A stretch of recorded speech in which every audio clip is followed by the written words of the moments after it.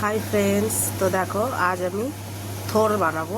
থোড়ের ভাজা। দেখো আমি থোড়টাকে ভালো করে মানে ধুয়ে আর পরিষ্কার করে কেটে নিয়েছি। আর একবার ধুতে হবে কাটার পরে। তো চলো এটাকে আমি কেটে নেব। দেখো এটাকে এরকম প্রথমে গোল গোল করে কেটে নিতে হবে। আর এই যে সাইডের এগুলো সব ফেলে দিতে হবে। যে এগুলো যা আছে এগুলো সব আমি পরিষ্কার করে নেব। এরকম ফ্রেশ করে কাটতে হবে। এতে কিন্তু এরকম চুল থাকে, চুল টাইপের, এগুলোকে সব ছাড়িয়ে নিতে হবে। চুলগুলোকে সব এরকম করে ছাড়িয়ে নিতে হবে।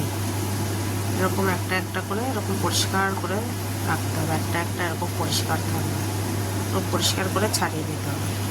দেখো এটাকে আমি এরকমভাবে কেটে নিয়েছি।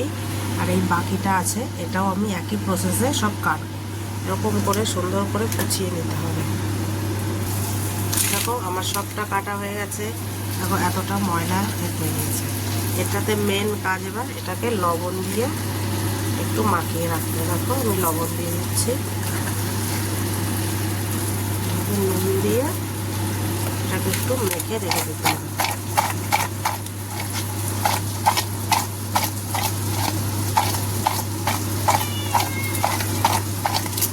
এটাকে এভাবে খানিকক্ষণ রেখে দিতে হবে। এর থেকে জল বেরোবে। দেখো এটা কিন্তু লবণটা মাখানোর খানিকক্ষণ পরে এটাকে এইভাবে চটকে নিতে হবে।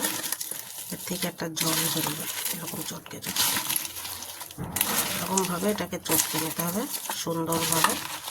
চটকে চটকে এর থেকে এটা নরম হয়ে যাবে লবণ দেওয়ার পরে। এর থেকে কিন্তু জল বেরোবে।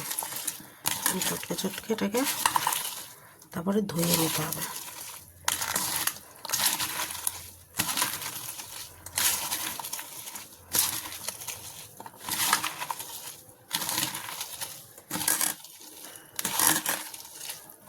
দেখছো, দেখো এর থেকে কিন্তু দেখো থেকে এরকম জল বেরোবে চটকানোর পরে।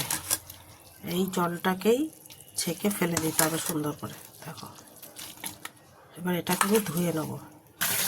দেখো এটাকে আমার ধোয়া হয়ে গেছে পুরো, দেখতে পাচ্ছ।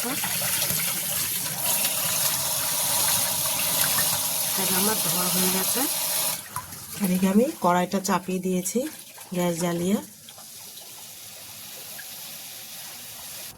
কড়াইটা গরম হয়ে গেছে, আমি তেল দিয়ে দিয়েছি।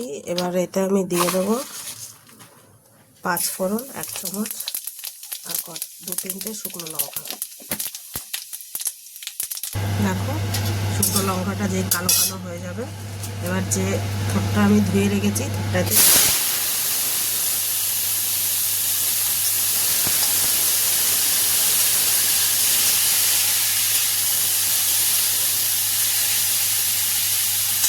হলুদ লবণ দিয়ে দেবো। হলুদ আর লবণটা আমি দিয়ে দিয়েছি। এটাকে এবার মিলিয়ে দেবো।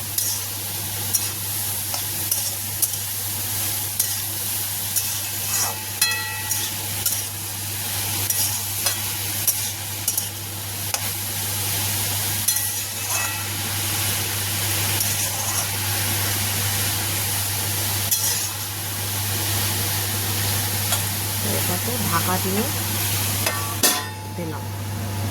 এটাকে কিছুক্ষণ এভাবে হতে দেবো।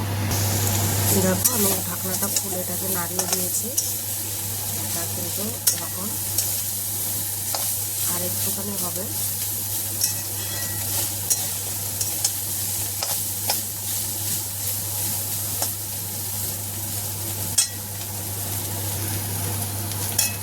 এই পর্যায়ে আসার পরে এটা আমি সামান্য একটু চিনি দিয়ে দেবো। চিনিটা দিয়ে এটাকে মিলিয়ে দেবো। তোমরা কিন্তু এতে চীনাবাদামও দিতে পারো ভেজে, তারপরে সেটাকে খোসাটা ছাড়িয়ে এতে দিতে পারো, খুবই সুন্দর লাগে। আমার কাছে আর চীনাবাদামটা নেই, তাই আমি এটাকে প্লেন করলাম। এতে নারকেল কোড়াও দিয়ে করা যায়, নারকেল কুড়িয়ে এটাতে দিয়ে দিলে সেটাও ভালো লাগে খেতে।